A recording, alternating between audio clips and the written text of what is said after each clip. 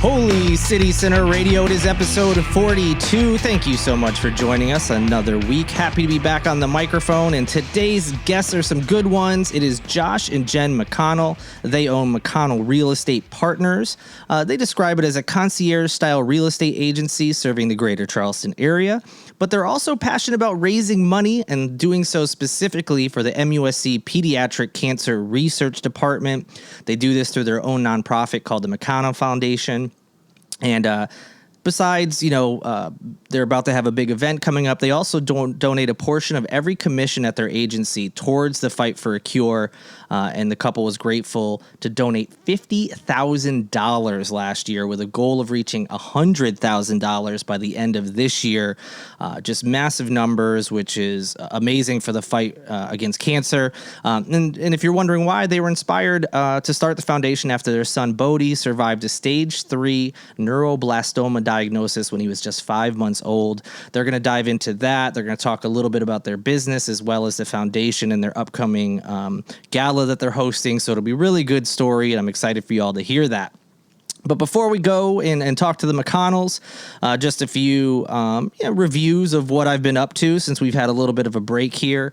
And also our recording schedule has been kind of different than we used to do. We've been recording earlier in the week sometimes. So there's been a lot going on that I haven't been able to touch on.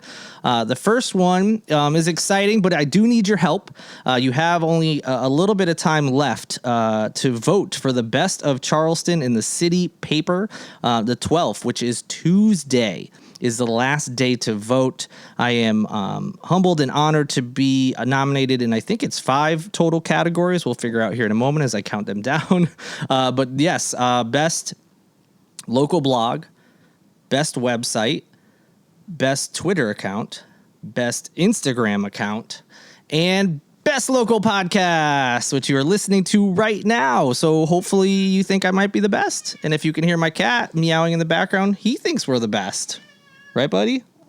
Yep. So anyway, if you could vote Best of Charleston, you go to the City Paper's website. I think it might also even be like bestofcharleston.com or .net. If you Google it, you'll find that there's also links on all of my platforms. Vote for as many different categories as you want. There's no minimum. So if you want to just vote in my categories, that's totally fine. I would greatly appreciate it. Again, you have until the 12th. So hopefully you're catching this interview before then.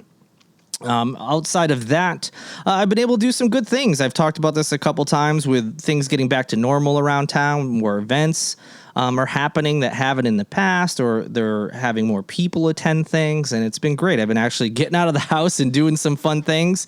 Last week, I went to a Charleston Battery game. They played against a team from Las Vegas. It was Holy City versus Sin City.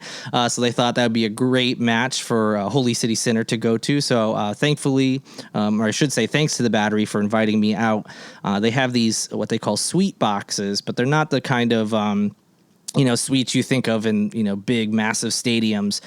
These are like basically like shipping containers almost that they've, they've cut out a little bit. So it's not like the full container. They've added a second level. They have food and drinks, and they're, just like a really good view of the field. And I was thankful to get that invite and experience that for the first time. It was a blast. If you ever have a chance to get tickets to one of those, it's a lot of fun because you kind of can just relax. You don't have to sit in like the bleachers. And again, of course, having the food and drinks available to you is nice as well. And it was a lot of fun because it was like a media influencer box is what it turned out to be. So they had a lot of people I was familiar with or knew well and ran into some familiar faces, including former guest Shep Rose from Southern Charm. This podcast's first guest over a year ago, actually. So it was good to catch up with him and some other friends as well, including Mika Gadsden, Fernando Soto, and Brandon Silvers of the People's Beat, which is a new local media company that's launched here in Charleston. And they also have a podcast. They have a couple podcasts, actually. Mika has one, and Brandon has started his own. In any event, hopefully I'll have them in some capacity on the podcast. It was nice to run into them, and they're doing big things over at the People's Beat. So a lot of fun. And speaking of the Battery, just a couple days before the match, they had a announcement where they were releasing an alternate jersey. They call them kits in soccer, which I learned not too long ago. So they already had 2 new jerseys, home and away, for the season, but they launched an alternative one. And so they held an event at the Dewberry. That was my first time being up at the Citrus Club and seeing that area. It was beautiful views all around.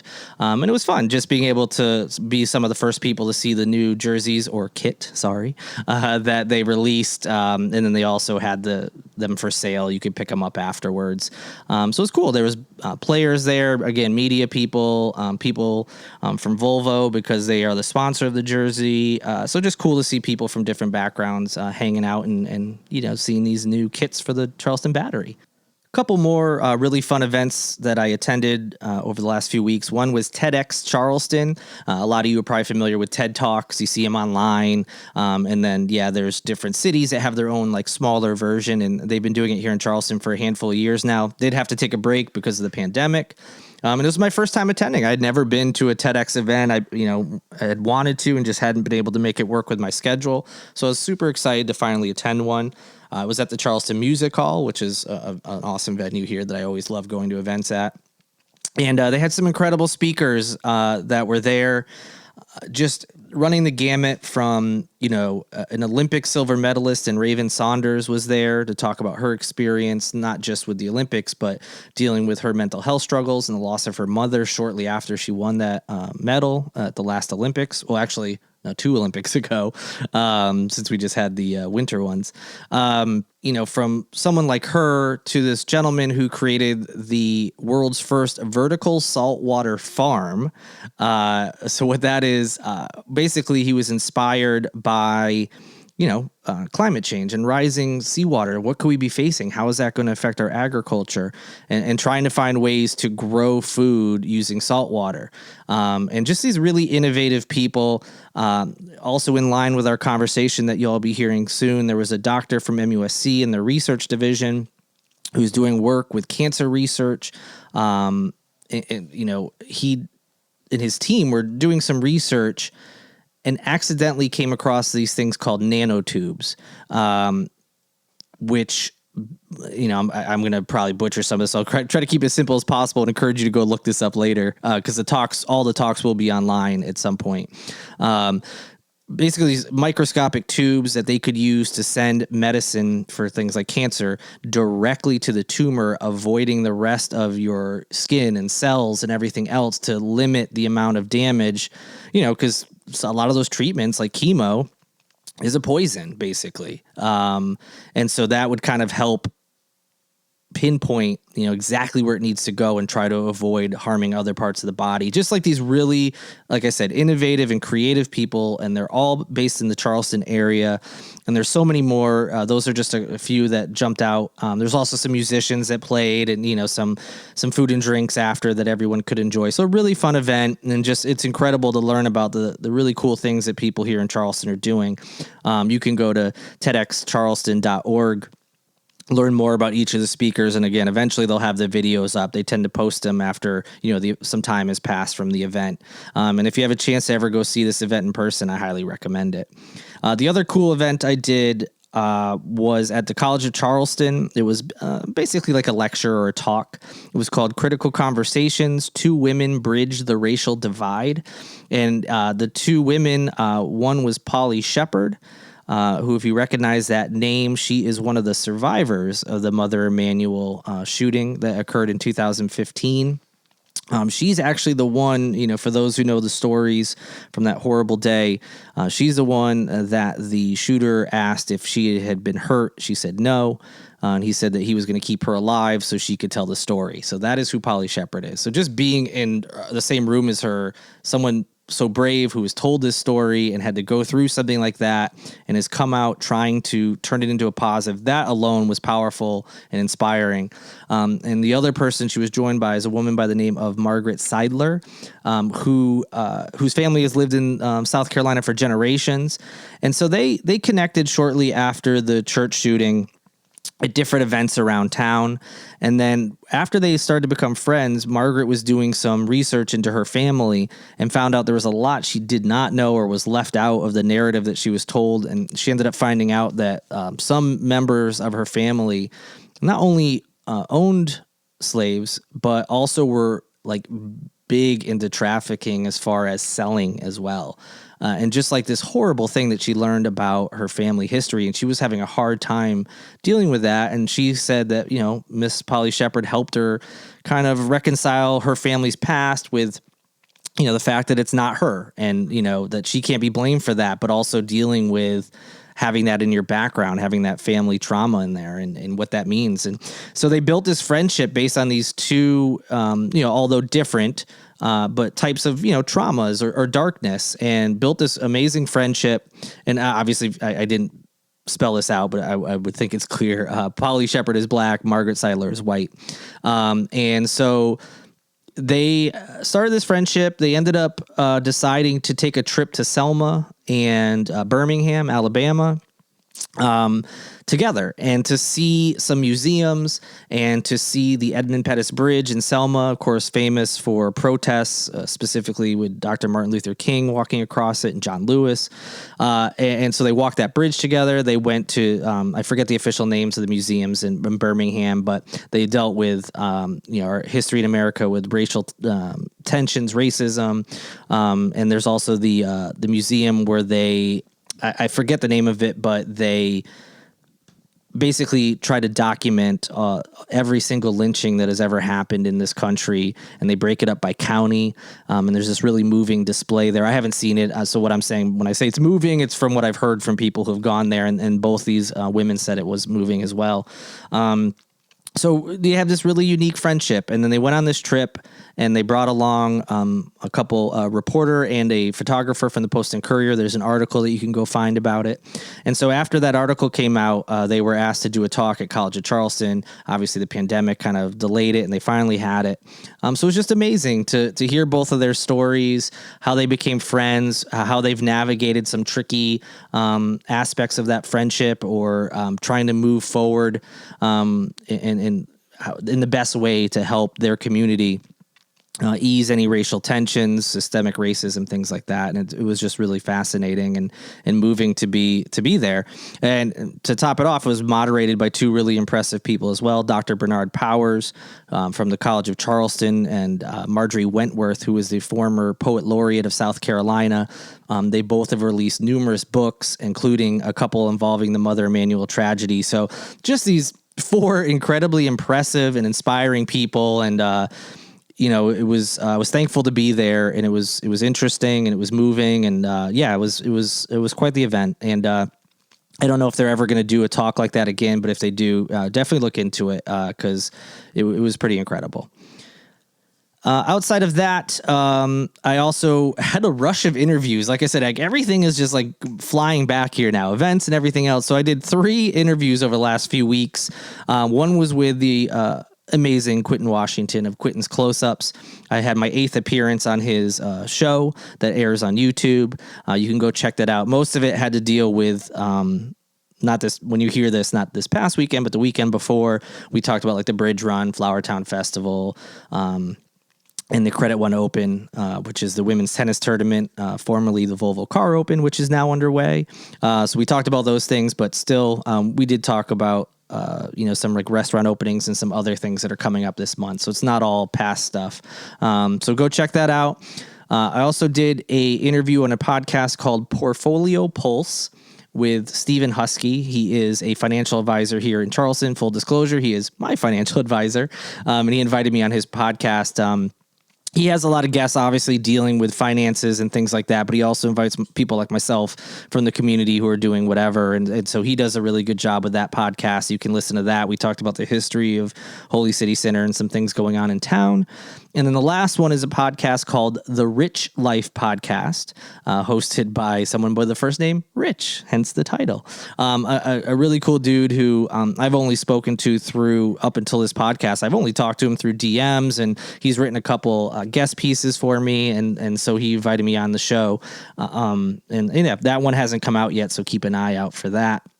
both Rich and Steven will be on future episodes of Holy City Center Radio too. So you'll also be able to hear their stories on this end. So you can hear my stuff on theirs and their stuff on mine eventually. So big thanks to all three of those gentlemen. Quentin I want to have on at some point as well. So I really appreciate them inviting me on to talk about all that stuff. And so that's it. That's what I've been up to. Got some cool things coming up here as well. I mentioned the Credit One Charleston Open, the women's tennis tournament. I will be attending that for the first time ever. When you hear this, I've already attended it, but I'm looking forward to it as I'm recording.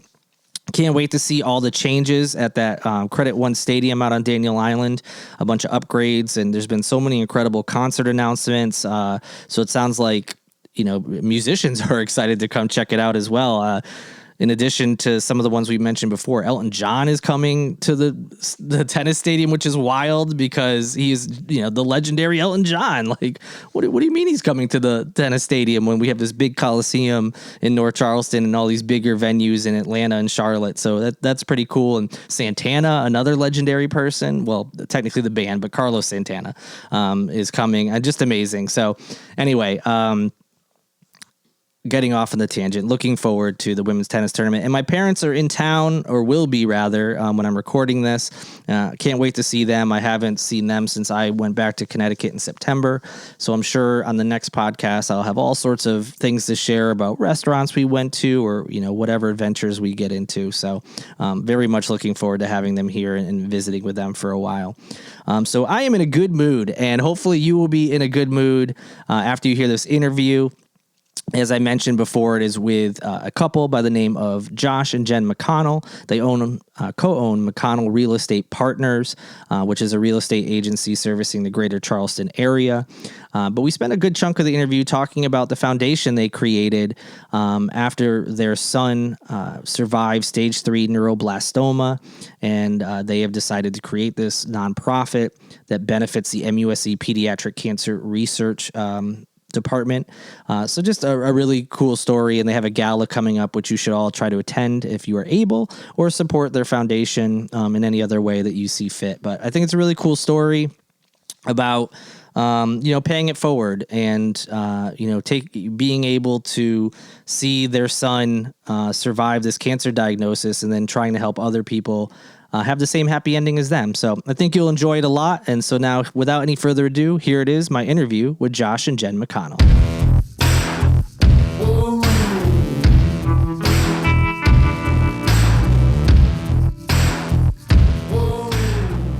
Joining me now are this week's guests, Josh and Jen McConnell. They co-own McConnell Real Estate Partners, as well as they've started their own foundation, the McConnell Foundation. We're going to talk to them all about both of those right now.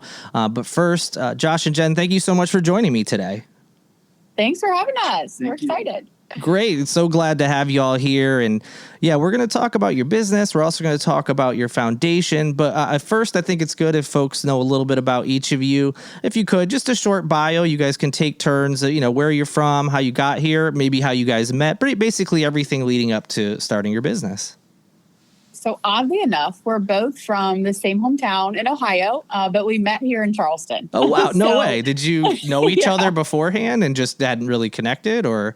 No, we did not know each other in high school. He was a couple years older than me, but Gotcha. Our parents went to high school together. They live a mile apart from each other. So oddly enough, we did meet here, and we're from a very, very small hometown too, which is kind of funny. Oh, wow. But yeah, so we met here in Charleston at a place downtown, and we ended up together. Nice. Very cool.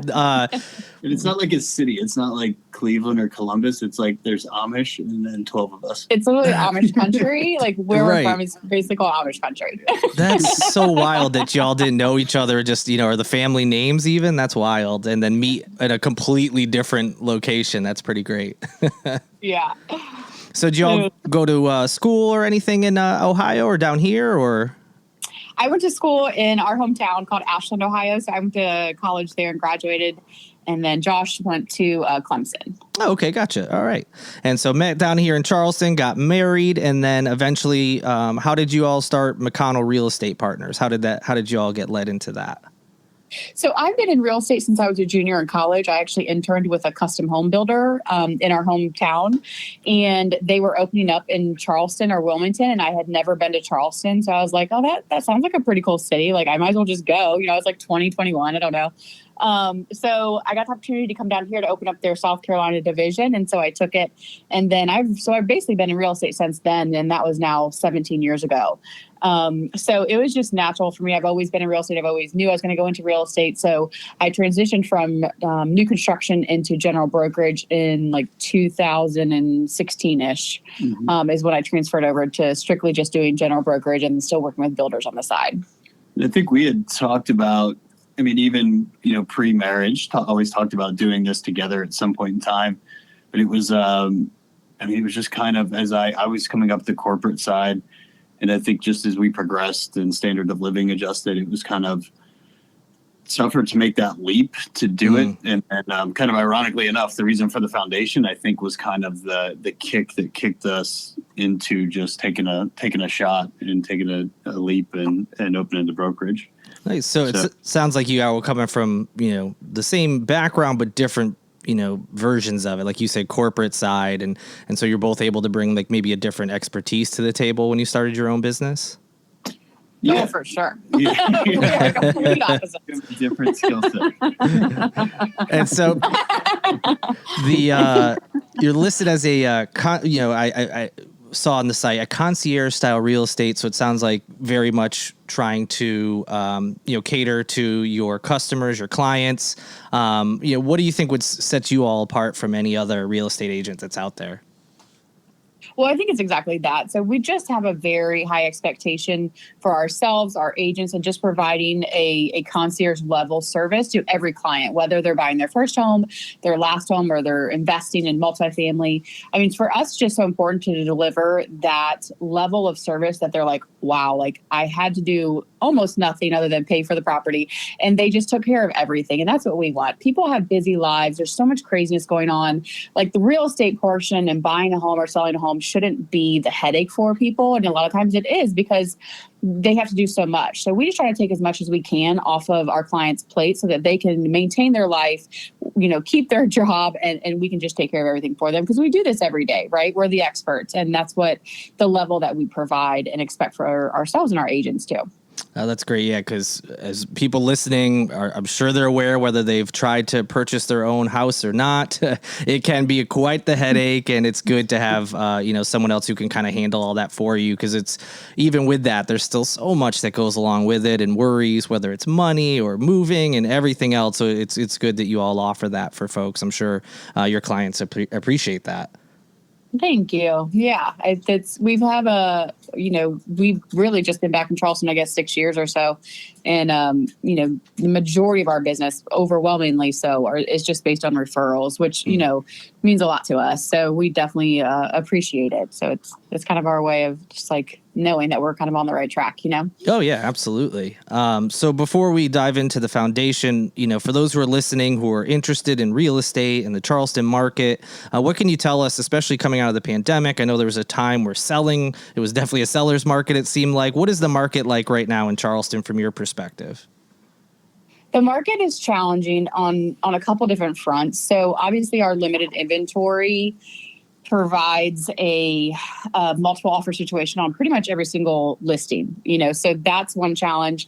Then you also have the challenge of appraisals not keeping up with the market either. So low appraisals, even though people are willing to pay well over the list price, break records essentially on prices in some neighborhoods, but the appraisals just aren't keeping up, so that's another aspect that's kind of throwing things off as well. And then, you have sellers who are making really, really good money, but we got to find them homes to move to also.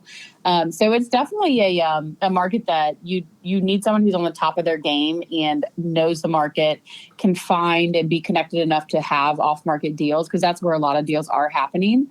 And so it's definitely a challenge, but I think with the right advisors in place, like it's definitely possible. I don't think that anything is impossible with the market, no matter what price point you're looking at. I think that it can be done. And I think Charleston was already, it was slightly pre-pandemic, slightly seller balanced because Charleston was just a popular place, like on the job front and everything we have going for us here. It was already popular. And then when remote working became a real possibility for an overwhelming majority of people, then they can just move wherever. So these people that would have moved here over 15 years as remote working became more accepted, all of a sudden could move here. So there's been cases where we're showing people from Europe who literally are just here because they can live anywhere now. And they're like, we're like, oh, did your job come here? They're like, no, we can just anywhere now. And we pick Charleston. We're looking, it's always like, we're looking at Charleston and Savannah. And so it's just these people that would have made their way here are coming sooner. And so that's driving a lot of it too. And it's obviously not helping the inventory position, but it is moving prices north. That was kind of, you just touched on, you got people coming from Europe. I was about to ask you that. What are you seeing as far as, is it a lot of people just kind of moving from around the area? Is it a lot of people from other states and regions or countries, or is it a pretty balanced mix? I would say outside the state and outside the region. So we're seeing a lot. I think Californians are moving everywhere. Seeing a lot from New England and Mid-Atlantic. And then it's always been, obviously we're from Ohio. There's always been an influx from the Midwest. There's a website about that. Whatever do you mean? Yeah, I was going to ask you all that, being from Ohio, I'm sure you've heard all that, go back to Ohio. I don't know if the website still exists or not. And the River Dogs used to have their Go Back to Ohio night. Oh, yeah. Oh, I forgot about that. Yeah. But no, I think what you said is what I'm seeing too. Just like anytime I'm meeting people who have moved here within the last couple of years, I'm finding more are coming from New England or New York, New Jersey, way more than I'm hearing Ohio these days. So it seems like that may not be true, although you all are still getting blamed the most anytime people are mad at transplants. I think Kentucky may be taking the crown. There's a lot of Kentucky, like even just walking down Wild Dunes, you see 2 or 3 Kentucky flags, Louisville flags. Interesting. They may be taking the lead, but it seems it doesn't matter. I think the most people that move here are from Georgia, I think, is the last time when they looked into the numbers. But no natives care. They're going to blame it on either New England or New York or Ohio. Jersey. Yeah, Jersey. Yeah, I mean, I get it, but also that's interesting. I haven't met a ton of people coming from California, so I'm sure I'm going to now, especially since you said they're moving a lot of places. And yeah, it's really interesting too that you said a lot of people now can work remote all the time, and they're just up and moving to wherever their ideal location is, which is a nice something out of the pandemic that's actually nice. Finding out that you can live anywhere and you can work from home. That there's a couple positives that came out of that for people, which is good. All right. So you have this business and you have a family. You have a baby. Is it Bodie is the child's name? Mm-hmm. Yeah, Bodie. And so unfortunately, when he was 5 years old, he comes down with a pretty devastating diagnosis. Can you tell us about that? It was 5 months old. 5 months old. He came down with. So he's 4.5 now, and when he was 5 months old is when he got the diagnosis. And it was stage 3 neuroblastoma, correct? Yes. Yep. Yes. So it was a tumor in his abdomen, and it was found at MUSC, and that's where he had treatment, and he was cured there. And so really ever since then, we've always just had a tie, to MUSC and his nurse practitioner and his oncologist and just everyone at MUSC. Like they're just like our second family now. Cause you see them, you're with them. They're the only people you can be around, honestly. So when your child's going through treatment, you have to pretty much isolate them and yourselves, kind of like the pandemic. Right. We did that before it was a thing. So, that whole time during treatment, you're really only like, you talk to them. Those are kind of like your friends you can see in person. And they obviously helped us through a tremendous ordeal. So you just get really close with them. And that's kind of how we started our affiliation with MUSC. And then, of course, just continued it on once he was cured. I remember my daughter's, her second birthday party. We could have one person. Oh, wow. So there's pictures of her and her buddy Yeah. here at her birthday party. So it was like we were quarantining before it was the hip thing to do. Yeah, you were well versed in social distancing and quarantining and masks. Oh yeah, before the rest of us had to deal with it. Obviously the big headline there is the great news that he is cured, which is amazing. Any long-term effects from any of the treatments or anything? Is he doing pretty well? He's doing awesome. I mean, even through treatment, he did extremely well. was really never sick, and kind of some of the stories that we hear. I mean, he really was great during treatment. And then so far, we really haven't noticed anything. He still gets checked, by the hospital and things like that. But no, I mean, he's doing great. He's a little surfer boy. He has long hair, bleached blonde hair. And he's one of the funniest people I know, I think. With a name like Bodie, I kind of assumed he was going to be a long-haired surfer. Like, he's living up to the name, in my opinion, anyway. Exactly. Were you going to say something, Josh? Sorry. Oh, yeah. I just think, like, even, kind of a testament in how we kind of started to focus our efforts on the research was, I mean, everyone has their own experience with cancer. Everybody's affected by it in some way, but in us included prior to his experience.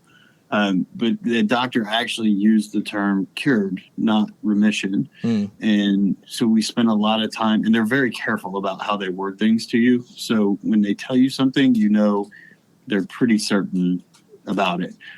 So when she said cured, we kind of got into that whole conversation of, like, we didn't realize there were curable types. And she's like, yeah, his is a curable type. It's not remission. She's like, we actually will monitor him, for the education side of things and just make sure there's nothing else, but it is considered curable. And so that was kind of the biggest blessing to us, because when you first hear it, you just think we're dealing with it forever. Right, of course. And so then hearing that, it was like, okay, like, this could be in our rear view and kind of not having this over a looming cloud, wondering when it's going to rain again, Sure. So that was why we started focusing on the research, because obviously that had been done before us to get to that point. And so we were very big benefactors of this type of stuff that was done prior to our experience. So as you said, being benefactors of that and being thrown into something that you weren't planning on, it led you to create the foundation, which is your own nonprofit, and a portion of every commission that you guys make with your agency goes to Fight for a Cure. Is everything go specifically to the MUSC pediatric cancer research, or is it other spots as well? Yeah, so what's really cool is that our son's oncologist, Dr. Jacqueline Kaveka, she actually is the researcher. She's one of the only pediatric research labs for cancer in the state, and the only one in Charleston. So it was kind of amazing to just have, the actual researcher there on, your bedside. But so it goes directly to her research, which she's, of course, at MUSC. And she shares that nationally, and she specializes in neuroblastoma, which Bodhi had. But neuroblastoma is also the most common in infants. So she's at the forefront of, like, when we first got the news, we really were prepared to move to wherever was best for him. And this happened to be, a godsend that this was one of those spots.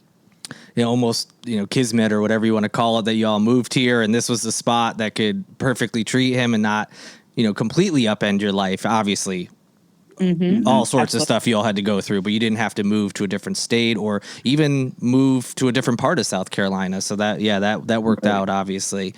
And so your move to create the foundation, specifically donating to the cancer research at MUSC.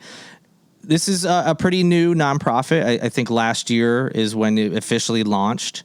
And you all still were able to donate $50,000, and you decided to double that goal this year. What made you think, all right, good first year, let's go ahead and try to double it for our second year? So actually, the 50,000 was actually from our brokerage. So we have two separate kind of donations that we do. The first is through our brokerage. So with every transaction that we close, we set aside a portion to go to Dr. Kaveka for research. And so that's completely separate. So in the last 2 years, we've donated $75,000 just through our brokerage. We started the foundation because a lot of our family and friends and clients actually were wanting to contribute, but you can't really do that through the brokerage, right? Like, you can't donate to a brokerage. Right.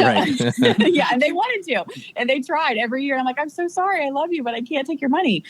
So that it's natural for us to be able to do that, obviously, through a foundation. So or a nonprofit. So that's why we formed the McConnell Foundation, because we know that we can raise so much more than what our brokerage can do by our friends and family, people we know and love and want to contribute and help out. So it's actually two different funds. So the $100,000 goal is for our brokerage. Gotcha. Our goal for the foundation, just being that it's the first year, and honestly, I've never thrown the type of gala that we're planning.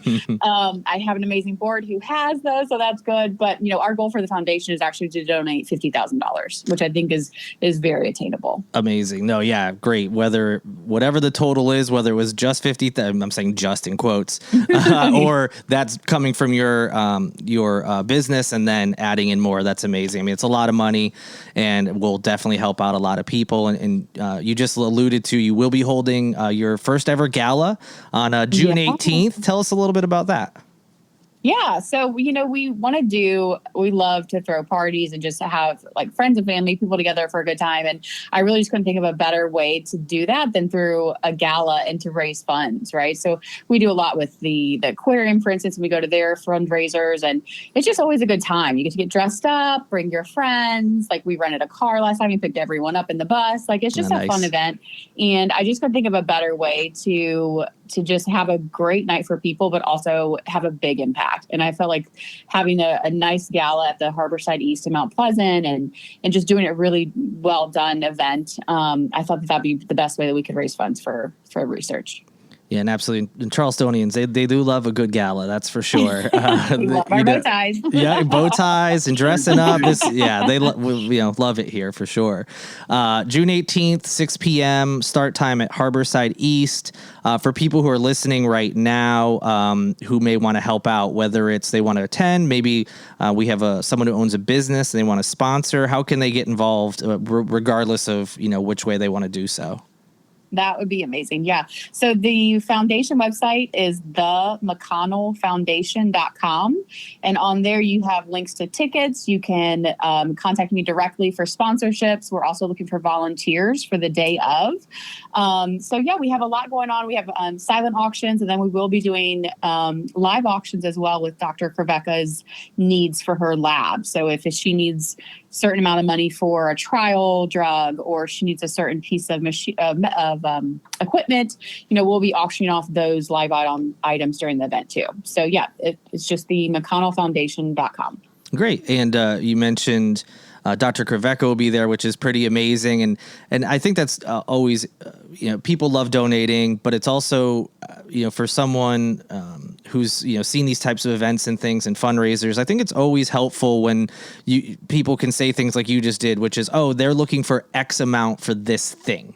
And so people can actually, kind of quantify almost like where their money is going towards. So probably hearing about the research directly from the doctor doing it and the types of stuff they're looking for, I'm sure that helps people, see that and be like, oh, okay. I know when I donate, my money's helping, but it's nice to know this is specifically what I'm helping to build and get to. Yeah. Yeah, it's super cool. I think last year or the year before, I can't remember exactly, but it actually funded a trial drug that Dr. Krivecka actually got approved by the FDA. And I guess it's pretty impactful for neuroblastoma patients. So it was just pretty cool to hear that and like direct patients that it impacted just through what I feel like is like a little donation in the sense. But, it's just pretty impactful to be able to know where your money's going. And I definitely think it'll be a good part of the gala for sure. Absolutely. And forgive me if you already mentioned this, but besides the silent auction, what else is at the gala? Food, drinks, what else can people expect? Oh, yeah. We have Church and Union is doing our catering, and they're obviously amazing. Yes. We have Brian Cleary. He is a radio personality, and he's our MC. We have an auctioneer coming for that live auction event. Oh, nice. Obviously, lots of spirits and non-alcoholic spirits as well. Live music. Chris Dodson's doing live music outside. Oh, nice. We have a DJ inside. So after the presentation, we'll have dancing. And we're just going to have a lot of fun. Like, I think it's going to be such a fun event. I know that sometimes, obviously the topic is not super, a happy topic, but I want to make sure that there's still enough energy and fun going around that people don't leave. They're like, man, like, it's so sad, like these kids. And like, I just want people to feel inspired and like, man, my money is really making a difference. Yeah, so. Absolutely. It's okay. You can have fun while raising money for, something that is sad to think about as well. That's part of the fun, is donating the money that, you're going to help people, so, no harm in having a good time as well. Yeah. And then for us, it's, we had a positive experience with a happy ending too. So we like to, acknowledge that like we're the face of somebody who benefited from this type of stuff. which is hard to get comfortable with at first, but I think we're getting there and are okay taking on that role, because it really didn't matter for us, the things that were done that with people that we will never see and never know 10 years before our experience. So yeah, that's great. Sharing with people something that was given to you, people before you all went through your situation donated, and people did research for decades. So yeah, it just keeps that cycle going where now someone who never thought this could happen to them could happen, and hopefully some of the money you all raised will lead to some amazing research by Dr. Krivecka that can help out someone else. So paying it forward, always a good thing. And like you said, I get you don't want to be the face necessarily, but I'm sure you'll get more and more comfortable as it goes on, and you see the changes that are coming from the work you all are doing. And there's so much momentum in Charleston too. I mean, with the new children's hospital, just being a destination where people want to be, and the new children's hospital having the facilities for people to really do great work. I just feel like Charleston is kind of on, getting to that tipping point of really being a location where this stuff really makes a difference, what's being done here in town, actually, and shared nationally. Absolutely. And yeah, MUSC has a ton of research, not just cancer, all sorts of stuff. They're working on some incredible things there too. So for sure, not just a destination, but we have a real, well-respected research hospital here as well that is doing amazing work. So yeah, a good place to be, for lots of reasons. And, unfortunately, when those bad things happen, you get sick or need treatment, it's a good place to be as well, for sure. And now, relating back to the gala, I believe I was told you all have a code for some money off tickets for those listening. Yes. I was just thinking, I'm like, oh my gosh, I forgot to mention it. So from now until April 18th, the code for $45 off tickets is TMF. So the abbreviation for the McConnell Foundation, TMF45. And that's for $45 off tickets. And you said it's good through which date?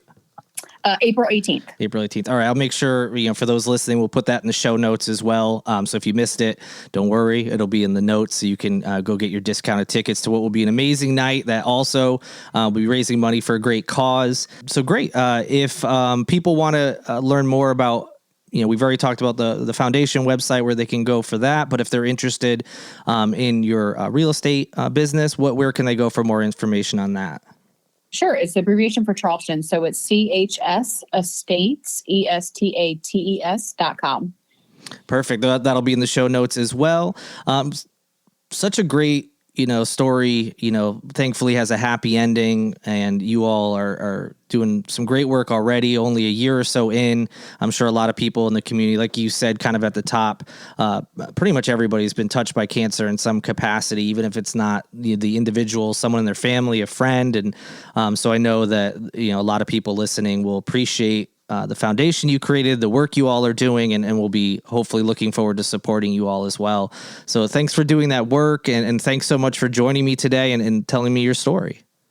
Thank you so much for having us, Christian. It's been great. We appreciate it. And that is it. Episode 42 is in the books. Thank you so much for listening. We will be back next week. We have some amazing guests lined up. Can't wait for you all to hear future episodes. While you wait, please do me some favors if you so choose. Rate and review this podcast. It certainly helps spread the word. Let people know that this is out there so we can get some more listeners. Any amount of sharing and things helps. You can also support the work I do at holycitycenter.com/shop. You can buy some merchandise or go to patreon.com/holycitycenter. Some pretty inexpensive and easy ways to help support the work I'm doing. Really appreciate it. And also want to say thank you for listening. Thank you to Lindsay Marie Collins, who produces each and every episode. She is with LMC Sound System and FNB Radio. And of course, thanks to Tyler Boone for letting us use his awesome music in each and every episode. And with that, I say to you all, good night and good luck.